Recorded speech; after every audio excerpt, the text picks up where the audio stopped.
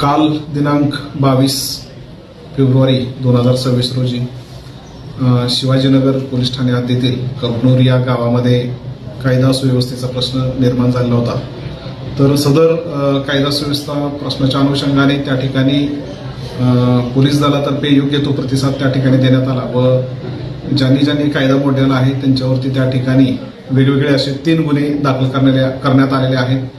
त्यातील आरोपी देखील अटक करण्यात आलेले आहेत। तसंच तेथील जे 2 समाजामध्ये हा वाद होता त्यांची आज माननीय पोलीस अधीक्षक साहेबांच्या मार्गदर्शनाखाली शांतता समितीची बैठक शिवाजीनगर पोलीस स्टेशन येथे घेण्यात आली।